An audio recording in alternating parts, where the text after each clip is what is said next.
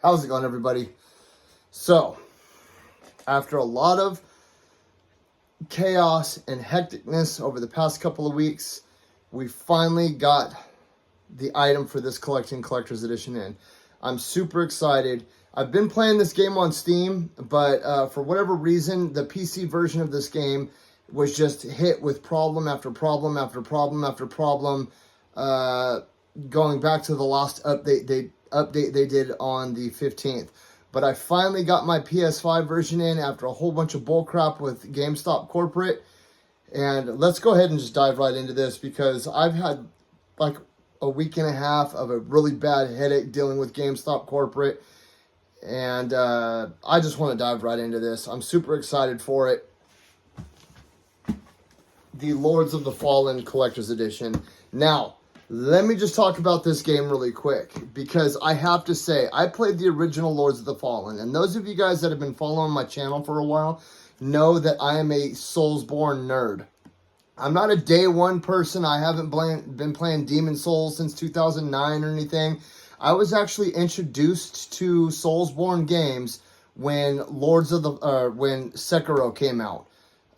One of my friends was like, you are super into Sengoku style stuff, super into Japanese culture. There's this game getting ready to come out called Sekiro, and I think you should play it. And I bought it, and he was right. I loved it. I played it. It was one of the first games I ever intentionally platinumed with the sole purpose of going into platinum. I was the only one out of my friend group that had platinumed that game. Nobody else could even beat the final boss. So I loved that game. Now, going through and platinuming all these Soulsborne games really left me with this huge itch that needed to be scratched. And I found out about this genre called Souls-likes. Now, these are games that model themselves after Soulsborne games, but they just do it in a different way. You know, you have games like Nioh and Wolong and the original Lords of the Fallen. You have games like Mortal Shell and so on and so forth. And these are all very great games in their own right. But I have to talk about the original Lords of the Fallen. The original Lords of the Fallen, for being one of the first Souls-likes to come out, was a very poorly received game, and for justifiable reasons. Even to this day, when I try to play it, there's something about the graphics that makes me sick to my stomach and gives me a headache. And I'm not saying that to talk crap about the game. Like, it literally makes me dizzy, and it gives me a headache. There's just something about it, and it kind of makes my eyes like cross a little bit to have to focus in, and it gives me a terrible migraine. If I play it for extended periods of time, I can get used to that, but I mean, it's really tough to push through because it gives me violent migraines. Going beyond that, the story really wasn't that good. The combat was very clunky. The level design was, I think, very poorly made. The hitboxes did not match their corresponding targets. But I will give it to that game that they did have excellent boss, how do you say this, like boss ideas. There was a lot going on with the bosses in that game that kept me intrigued enough to play through at least over half of it and truck on through it. But I eventually stopped because it just got to a point where once you kill everything, you can't go through and level up anymore. Once you kill everything, it just dies. It's not like a true Soulsborne or a Souls-like where everything will reappear. Once you kill everything, I think like 2 or 3 times, they disappear, and it's impossible to gain any further XP. So if you're stuck, you are stuck. Now, like I said, I've been playing this on Steam, and I've been pushing through all the crashes and stuff because they've slowly been getting better and better and better. But I have to tell you that this game right here is so good that it was enough to push me through, even crashes as often as every 2 minutes. I think the last time that I played on a stream, I crashed 16 times in the last 10 minutes. But it was still good enough to keep playing because it's that good of a game. Now, 2023 has really been the year of the Souls-like. We've had a lot of great games come out. like Liza P, Wolong, Jedi Survivor, and so on and so forth. Now Lords of the Fallen being one of those games. Souls-likes are continuously getting better and better and better, so we no longer have to rely on From Software to give this genre another installment or wait 2 to 3 years for just a taste or a teaser. You know, companies are starting to crank these games out. Even Square Enix jumped on the train and they released Strangers of Paradise, which is a very, very good game. You have a lot of side scrollers that are more Metroidvania than Soulsborne, and I think the biggest distinction between Metroidvania and Soulsborne is just the 3D platform. You have a lot of Metroidvania style games that may be similar in context, but just due to the fact that they're not 3D, it really separates them from being a Soulsborne. You have games like Hollow Knight, and even going back, you've got games like Blaster Master and so on and so forth. Even certain Mega Man elements, I think, can be considered Metroidvania. Even though you can't really go back and explore other levels, Mega Man did have this element where you needed something to help you beat something else. Mega Man 3, for example, Sparkman. I always went to Sparkman first, and then I would use Sparkman's ability to fight Magnet Man, because Sparkman's ability would eliminate Magnet Man in like 4 hits. You know what I mean? So you can use these abilities later on, and I think it would fall into that category. It's more of like a side-scrolling shooter, but still. I know that there are a lot of you out there that don't like the Soulsborne formula, and that's understandable. It's a very hard formula to get used to, a lot with the pairing and the combat and the stamina and all that stuff, but there are a few games out there that I would highly, highly, highly recommend to a lot of people, even if you're not a fan of Soulsborne in general. Liza P being one of them. Lords of Fallen is another one. Lords of Fallen, so far from what I've seen, has a very interesting concept with the umbral lamps and all that, and the umbral world and the combat going alongside of that. It's almost like there are 2 maps blending in with each other, and you have to use the umbral ability to go back and forth between the 2 different maps, and I think that's a really interesting concept. So now that I've got that out of the way, we've been waiting 2 weeks for this to show up. Let's go ahead and jump right in, because this is a fantastic collector's edition. You guys always know I got my trusty Kershaw. We're going to pop her open, and we're going to start slicing. Now, I don't advise people use knives because I don't want anybody to hurt themselves unless you know what you're doing. But if you are using a knife, please always cut away from yourself. Don't ever cut towards yourself. I know that's a lot of people are like, I know how to use a knife. That's just some stupid OSHA thing. Believe it or not, I have seen people cutting and stick the knife accidentally in them. So if you're going to be using a knife, please, please, please use with caution. Now, we're going to go ahead. We got our little slit in there, so we can just start to tear her open. Let me go ahead and move this down just a bit. And we're going to hop right in again. So, bam. As you can see, I'm going to keep this box. This is very cool design and artwork. I usually don't keep a lot of the boxes that games come in unless I really, really love the game. Like Dying Light 2, I got rid of that box. Liza P, I kept the little box that it came in. Elden Ring, I kept that box. Horizon Forbidden West, I kept both of those. Just because they were fantastic boxes. So we're going to go ahead and spin this around one more time. Very cool artwork, very cool design. I really dig it. And let's go ahead and we're going to slide her up. Boing, boing, boing. And we got a lot of great games coming out right now. Okay, so we got your traditional top flat box. It's a pretty sturdy box. It's not the strongest box I've ever felt, but it's definitely a good box. Look at that artwork. That is beautiful. All right. So we got our Lords of the Fallen. Let's go ahead and open her up.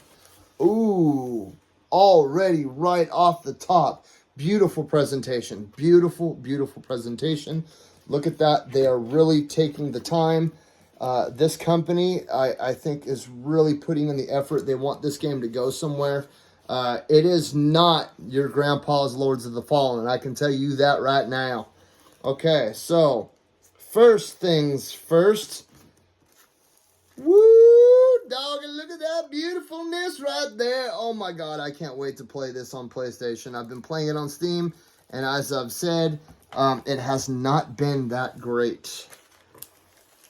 Okay, so now here we have, it is a poster. I'm not going to open the poster up. The poster is basically just a large design of this. I'm probably not going to open it up until I'm ready to put it up on my wall. And we have what looks to be some postcards. Yeah, I don't want to pull the poster out right now just because it's really hard to get back in the packaging.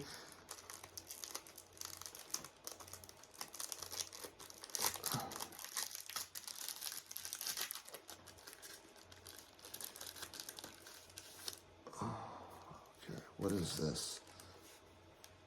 Oh, so cool.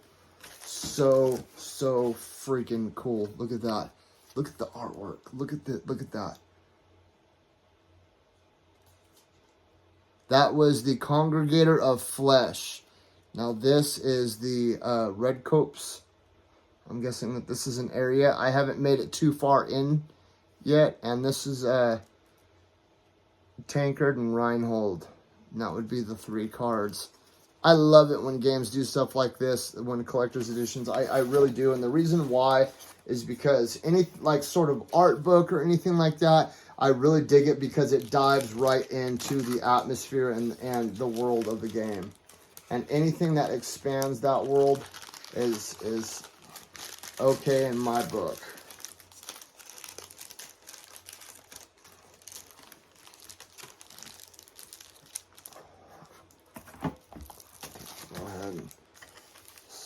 That beautiful baby right back in there. Yeah, Hexworks went all out when it came to this game. So, all right.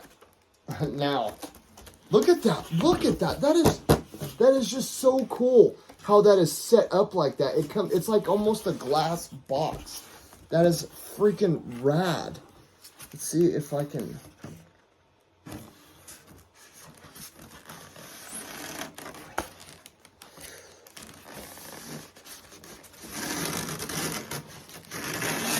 Oh, so beautiful.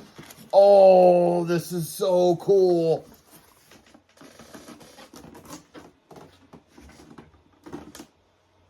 This is heavy. It's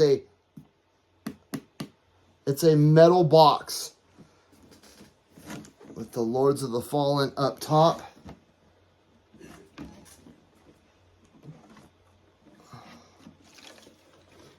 And a hard plastic sleeve. Oh, that is so freaking rad. It is so rad, dude. Look at that. Look at that. I love that smell, dude. It reminds me of playing Magic the Gathering when I was a kid. And here we go. Here we go. Ooh. Ooh, baby. Look at that metal case.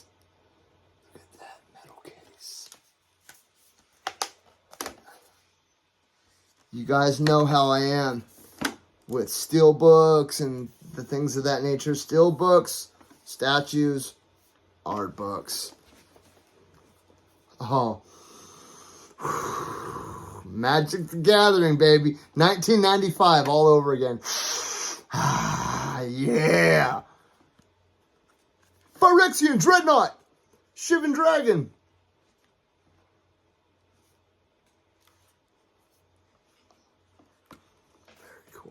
Very, very cool. Friggin' awesome. Very nice. Very cool. Oh, wait. No way!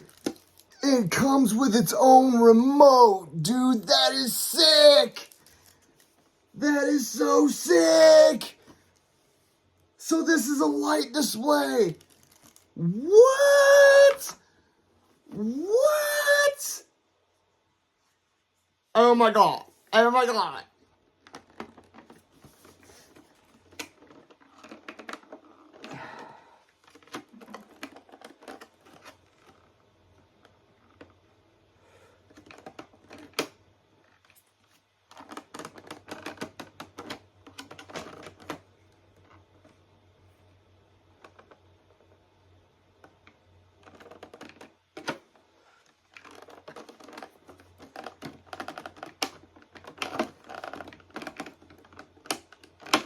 I don't know how to get it out.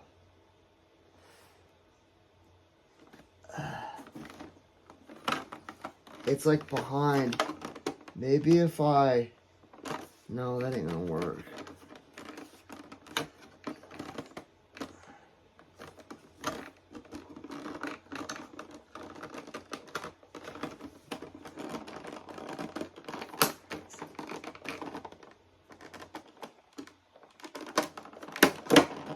There we go. That's okay. That's how you do it.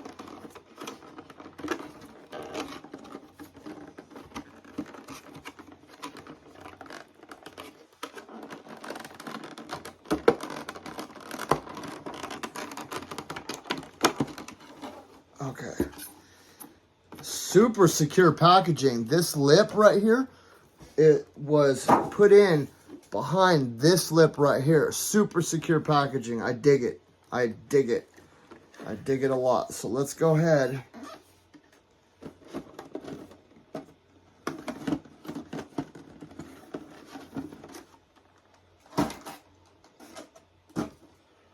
We'll put him down here for a second.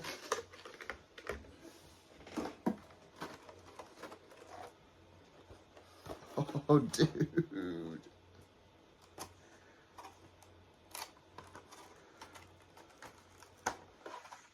Even more secure packaging. So look at this.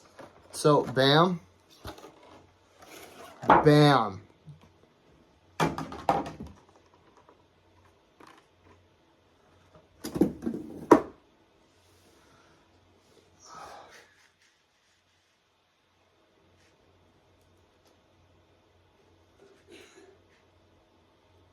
So there's a little notch on the sword right there.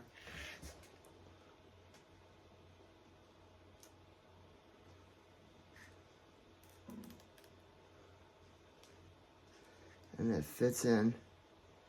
It doesn't fit in too tight, but, and,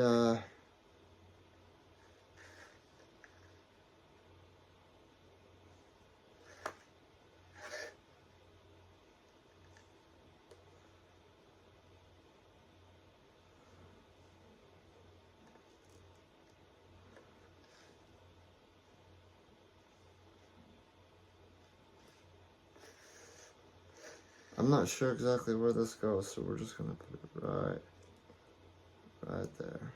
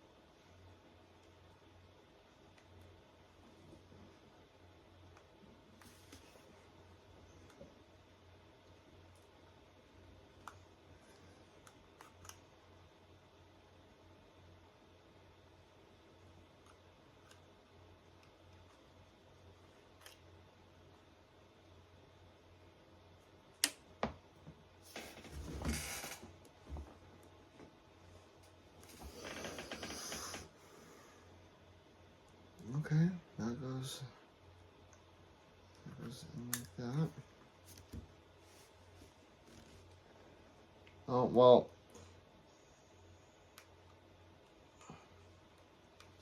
Yeah, I'm gonna have to say that the battery is dead, but